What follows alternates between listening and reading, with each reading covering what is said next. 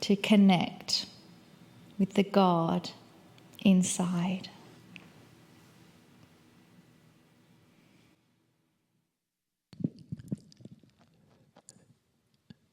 Greetings, dear ones. I am Kryon. Come closer. That is the greeting I will always give, to signal that this is more than a channel, much more. As my partner has said, this is an experience. And we greet all of those who have come with pure intent to receive that which is receivable at a time like this.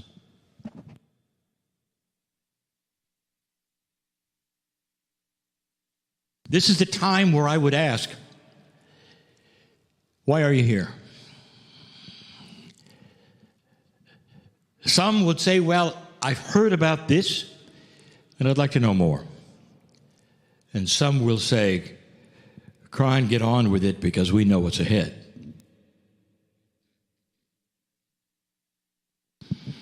Dear ones, this is the time to accomplish things that some of you don't believe are accomplishable.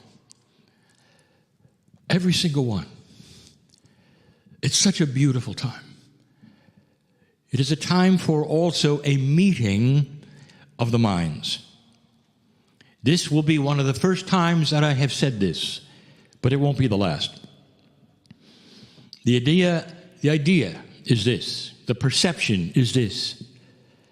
How many of you do you think right now, and perhaps in the future watching this, how many of you are looking at this for the same reason?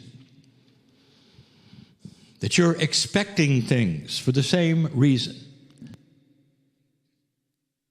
The answer is thousands. Right now, thousands. Do you think perhaps there could be a coherence of thought between you now? Do you think perhaps that this multi-dimensional experience that you're about to have, for some of you, yet again, do you think that that energy would carry some kind of the coherence, the glue of coherence that would put your consciousnesses together? And if you haven't thought of this yet, now is the time to reveal something even new, something even different. The Circle of 12 is an evolutionary meditation. That is to say, new things will always be revealed slowly as you go. You can help each other right now. Before we identify the chasm, the bridge, the mist, the theater, before all those things you know about that are coming, what if, right now, you turned your consciousness on all the others who are working with you, some in trouble, some not. Some just aware and looking, some enjoying the meditation, some might even be close to death. That's who's here.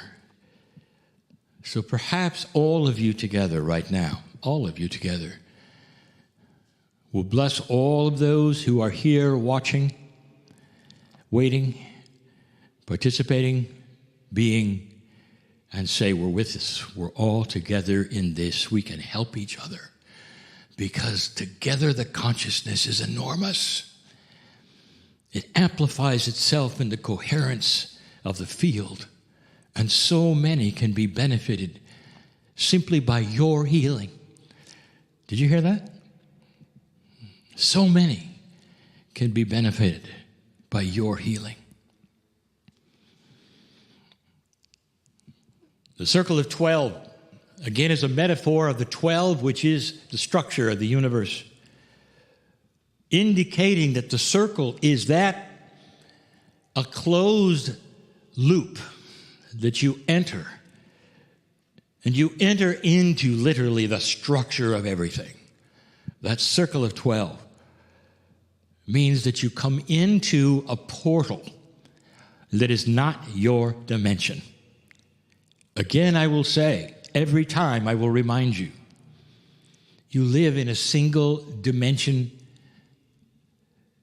scenario, 4. And yet there are hundreds of them, dimensions.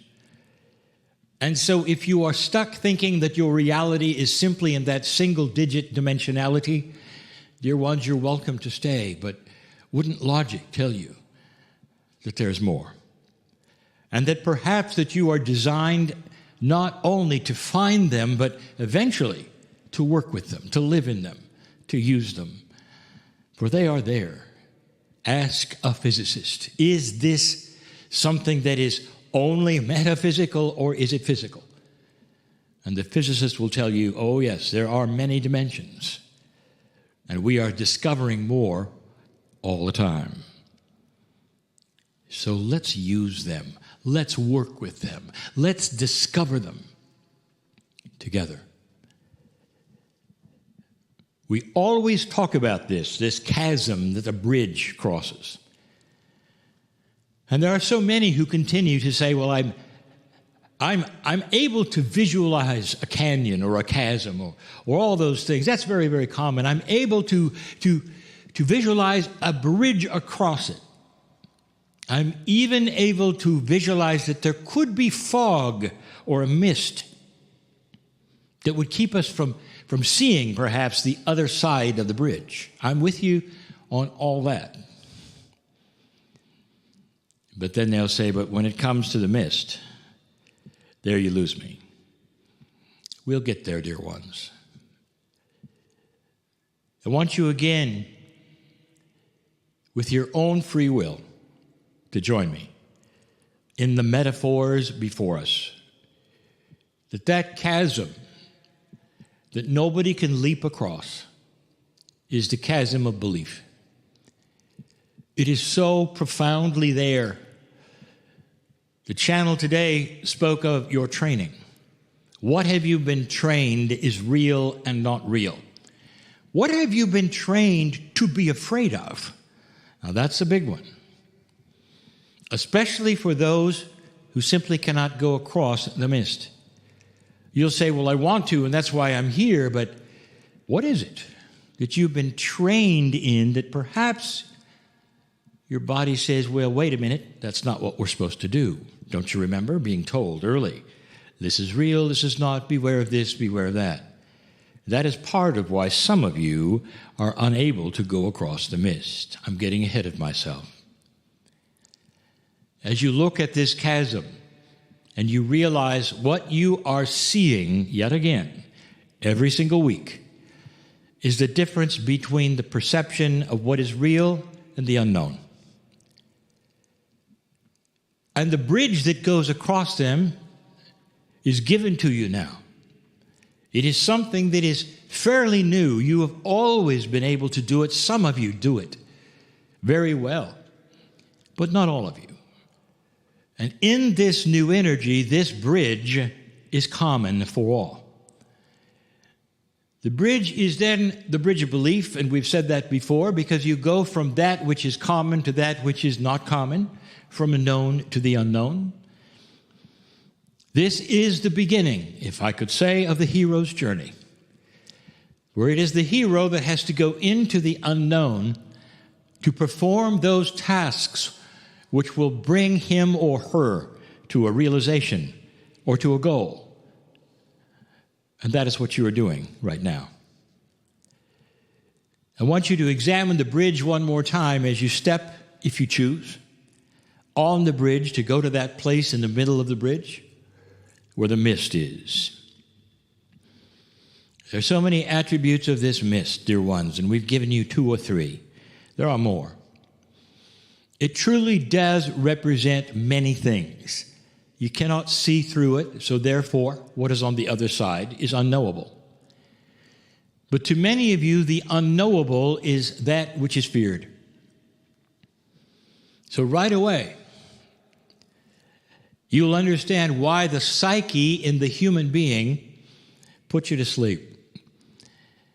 Because you may say, I want to go, I want to experience it, I want to move into these places that Kryon is giving us and do these exercises, but as soon as I move across the mist, the music starts, I'm out. This is a reaction of survival by your own psyche. That is to say, a subconscious program that says, don't do it. And you might have said, no, really, I want to do it. I said subconscious. In other words, there are things inbred in you, trained in you, entrained in you, if you wish, that say don't go to these places, especially if they're spiritual, that you don't know about, or you haven't been trained in, or there's no doctrine around it. And here you are going to do it. That's dangerous, they say. Don't do it. In order to overcome that, in a minute, I'll give you an exercise. But for now, for the rest of you, we are indeed going to cross this mist, and we're going to do it soon, very soon.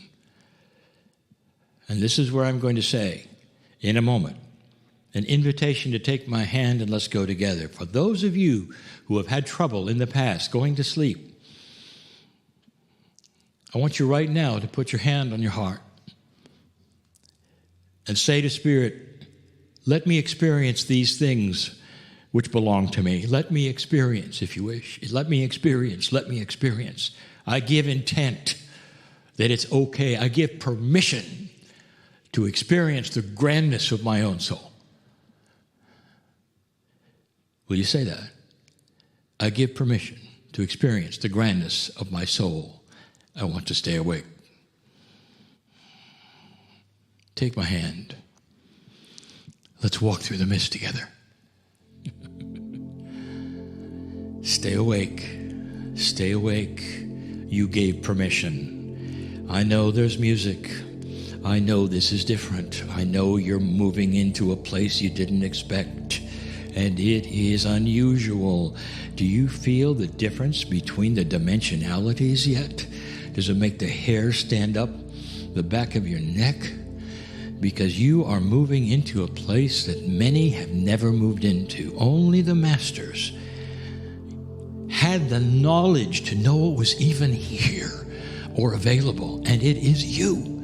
This is not an unusual place. You've simply stepped into the dimensionality of your own self, your own body structure, your own soul.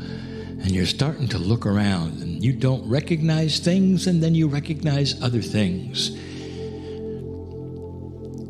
I've asked you before, what do you see? And now it is being obvious. Some are saying, I am seeing things from my childhood. What does that mean, Kryon? Why am I seeing things from my childhood that are so old now? And I'll tell you, because that's when the joy factor was so alive.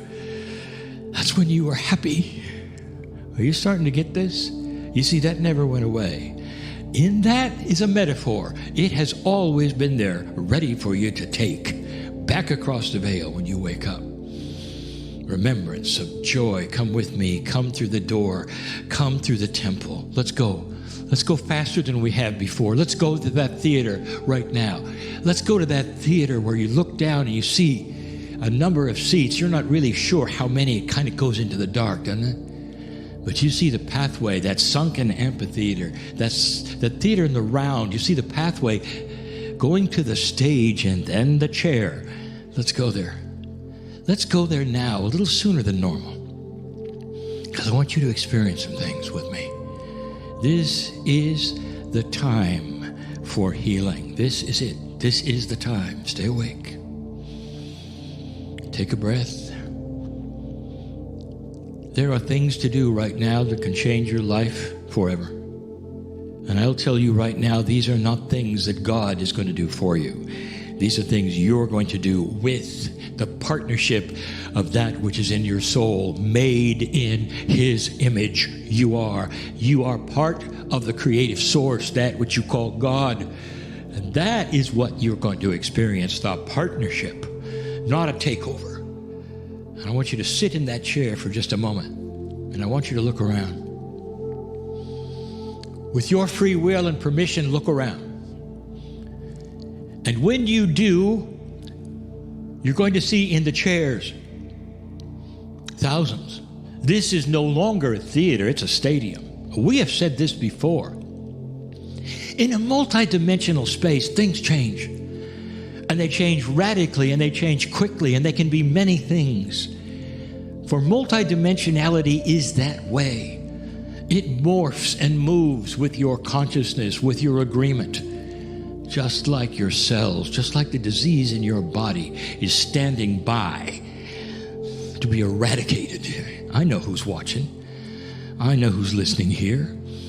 I want you to take a look. This is real. In those chairs today, it's difficult to explain. We go to a place we haven't gone to before. In those chairs is you, and it's you, every cell. It's you, every piece of DNA, every strand. It's the 4s, it's the 6s, it's the 8s, it's the 12s of the structure of all the biology that is in you. The trillions of pieces and parts that are you are sitting there, and they're watching you. All of this is you. It's your psyche, it's your consciousness, it's your brain, it's your organs, it's your body. All of it is you. It's the soup of you. Everything that goes into that, which is you, is sitting in the chairs, all looking at you, silent, ready for your instructions. Yet again, ready for your instructions. Okay, here they are. Whatever it is that is tasking you today, that is to say, if it's a disease, if it's fear, if it's abandonment, if it's anything that it is keeping you from the majesty that you are, anything, now is the time to identify it. Let us say that you have come for a healing in a certain part of your body. I want you then to take and touch that part right now. Let's say it's here. As an example, let's just say it's here. And I want you to see that every single one in the stadium is touching that part. Oh, it's almost like it's a mirror. Whatever you touch, they touch. If you're coming away from something, if you're fearing, if you're in trouble or whatever, I want you simply to raise your hand. Instead of touching a part, it's almost like you are going to capture this fear somehow, and you're going to simply toss it away. And you're going to see this motion then repeated and repeated, and there'll be thousands, if not tens of thousands or more in those seats doing the same thing. Because this is you with you with you. In other words, every single piece and part of your body is cooperating. Do you understand this? Whatever you touch, whatever it is that you came for, whatever is the issue, the problem, whatever it is. Perhaps you said, I don't want to age as much. That's a good one.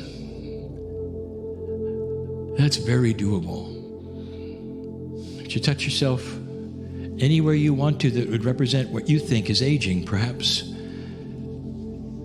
Think of the pineal, perhaps. And whatever you do, and whatever you think of, and whatever you touch is touched by all those around you, because they are cooperating with every single thought you have. This is a good time for the disease to recognize who is in charge and start to shrivel up, pack its bags, and leave. Because it does not belong in a multidimensional place of magnificence with you. I want you to sit in the chair, and I want you to think about this, and I want you to continue working that which is your own body, your own thoughts, your own fears. Touch what you do, touch what you need to touch in order even to touch the face of God, if you need to, just to say, I love you, and it'll be echoed and echoed and echoed. You're in such a safe place for this. Sit for a while. Just sit. Stay as long as you want. For this is a great place to be for you. And so it is.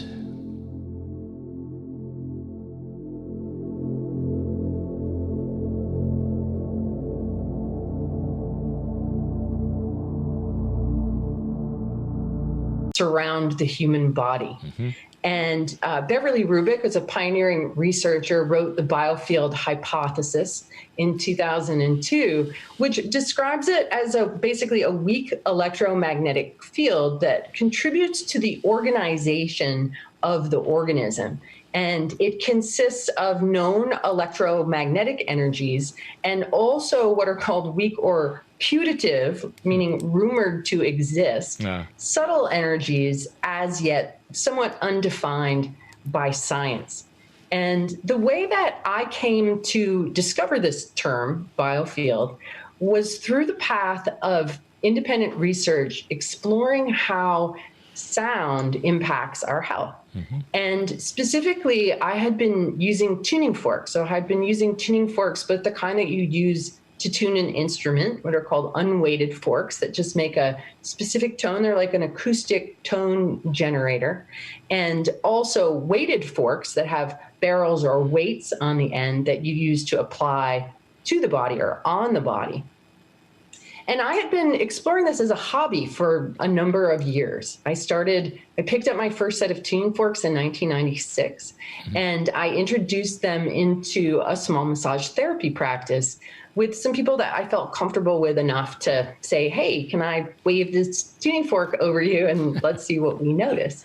And I did it, and I noticed a lot of curious things, things that I didn't really expect, and things that took me a really long time to understand.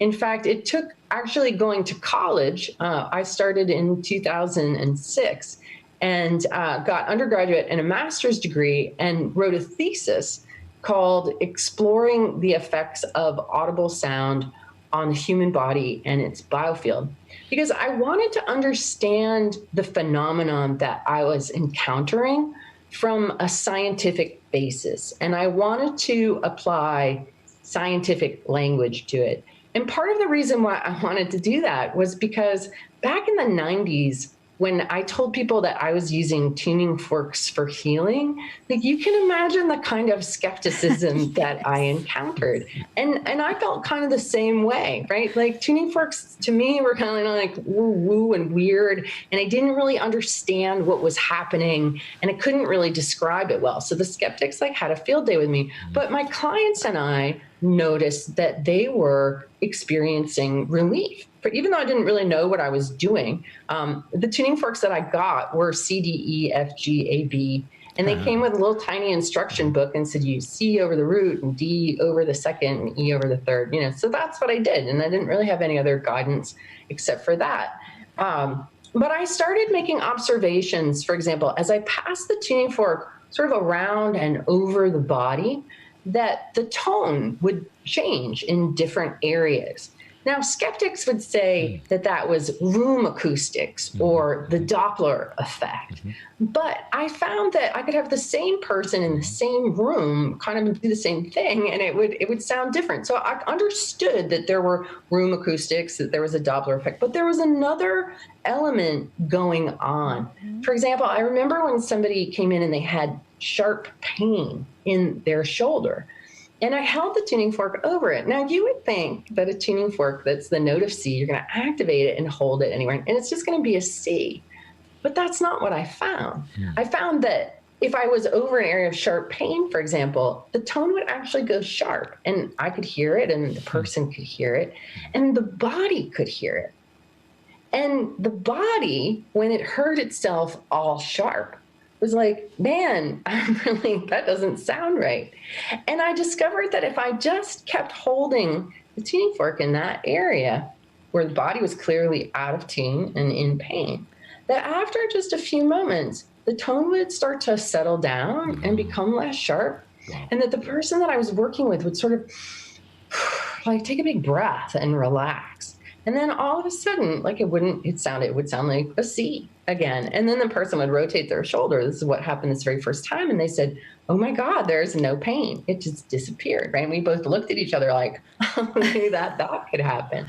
So there was like this whole sort of changing terrain that the body appeared to be giving off acoustic emissions like that we can't hear, right? But we can all feel people's vibes. And I think if you ask anybody, like, have you ever gotten a bad vibe off of somebody? Like, everybody says yes, right? So we sort of get that we do give off vibes. If your heart is beating really fast and you think the people around you can hear it and feel it. And so everything in our body is in motion. It's all rhythms and patterns and flows, and everything in motion makes waves, and waves propagate, right? This is how we read an EEG, is that the brain waves from neural activity are propagating right through our skull so that we can actually read them on the outside, right? They don't just stop there. They propagate. And so what I discovered was that the tuning forks acted almost like an invisible ink decoder and could actually resonate with and read the vibes coming off the body. And I hypothesized that this happens because the waves coming off the body are very high frequency and very low amplitude. And a tuning fork, specifically these aluminum tuning forks that we use, produces technically an infinite number of overtones.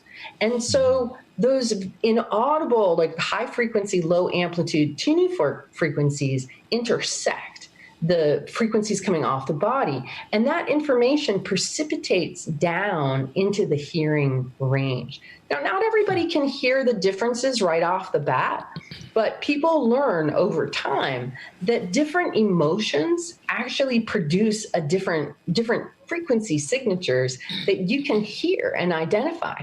And they're a lot like music. So sadness sounds sad. And it actually lives in this very specific zone off the left shoulder, that every time we feel sad and we have that vibration of sadness roll through us, it gets stored in our electrical system. And I'll talk about that a little bit later. And it gets stored in our body's biofield, in the electromagnetic field that surrounds our body. It gets stored in a record. And what I've done over the last 2 decades plus is actually map this field around our body with like sonar, and discovered that it has a very specific anatomy and physiology that's pretty universal, it seems, from person to person. And that specific memories actually live in specific zones around our body. So if we've experienced a lot of sadness in our life, and sadness is weighing on us, that is going to accumulate, that information is going to accumulate off the left shoulder. And when people are really sad, they often develop pain in their left shoulder. Wow. And I hear people saying, what about the right shoulder? So this shoulder gets affected by sadness. The right shoulder gets more affected by saying yes when we mean no, putting other people's needs ahead of our own, being a yes man or a nice girl, and just really putting ourselves out. Taking care of other people creates an imbalance in the right shoulder. And if you asked me about any particular body part or organ, I could tell you the underlying mental emotional imbalance that often informs these patterns. Because these emotions, when we feel them, when we generate them, the memories of them never go away. They live on. And we've been taught that our memories live in our brain. But we don't really see anywhere in nature or technology where information is stored in fat. And the brain there's a lot of fat in there. What we do see is information stored on standing waves. And so I just want to talk a little bit about what I discovered the biofield to be. And with a precursor that this is all hypothetical, that this is just based on my own exploration and my attempt to fit it into a scientific and also fractal framework where we see this model in other places in nature. So this is the most logical extrapolation of a hypothesis that I've been able to come up with. And it is evolving. So what I came to see was that the body has an electrical system sort of in its whole that we don't really describe or talk about. So it's really a classic example of not seeing the forest for the trees. So most people get that their heart is electric, and that when you get an EKG, it's measuring the electrical activity of your heart, or an EEG measures the activity of your brain. So we get that is, and that our blood carries a charge. Some people know that our bones are piezoelectric crystalline structures that make electricity when we compress them. And of course, the nervous system, which is what we tend to think of when we think of the electrical system. But what I've really come to see is that the body has an electrical system in its entirety.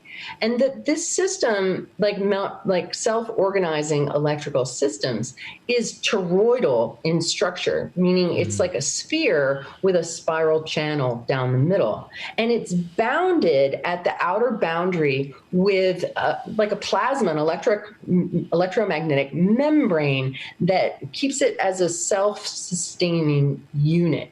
And this isn't very different than the Earth's magnetosphere, the protective bubble around the Earth. So the Earth has an electric charge. It has a magnetic field around it that is bounded by a protective membrane. And the sun has the same thing. The sun has the heliosphere at the outer boundary that protects us from too much incoming radiation, hypothetically. So the human biofield, this whole structure is our electrical system in its entirety. And the more that I've considered it, I don't really think that we can separate the idea of the field